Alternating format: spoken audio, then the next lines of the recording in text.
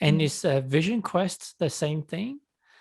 A vision quest, as I understand it, comes from Native American tradition, where somebody goes out into nature for 4 days with no food, no water, and essentially allocates a sacred circle, and they stay inside that circle and they stay very still.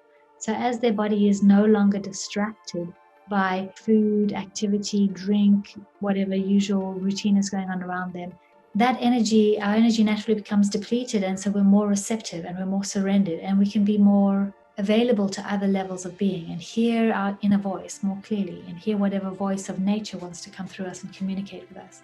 It's much like doing a dieta with plant medicine. So you'll go into the jungle and you will clean your being, you'll purge, you'll have minerals that clear out your being first so that you're an empty platform, and then you'll start to take very little nourishment, no salt, no sugar, no meat, no sexual activity, just open your being completely and start to take maybe one meal a day, very bland, either a fruit smoothie or just boiled vegetables, and then the plant that you're dieting. So you're giving this plant, this spirit, this other being whose body is a plant, your undivided attention.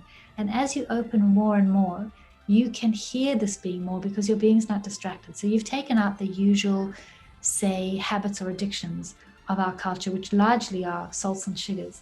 So as those elements that are usually what our being is running on are denied, the energetic system of our being that's usually fed that a few times a day goes looking for it.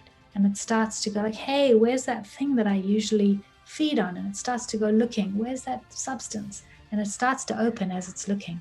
And that opening into that space is where we put medicine. So the being gets cleared, the hearing gets cleared, and we can hear a lot more thoroughly what the world is saying to us. So Vision Quest would be similar. It was fascinating. Once I remember coming back into the city when I was living in Cape Town, I came back in from doing a dieta, and I was very quiet inside, very clean. And I started to notice two things. I started to notice that, one, my being couldn't keep up with the pace of the city without running on salt and sugar. And B, I could now hear the trees outside my window talking to me, and they'd been talking to me all along. I just couldn't hear them before. So that was a really beautiful thing to do, to take that dieta and maintain that diet. Dieta means diet in Spanish or Portuguese. To take that, the consequences of that dieta, and take it back into the city and start to look around at what happens when I operate from this level of emptiness in this environment. It was very enlightening.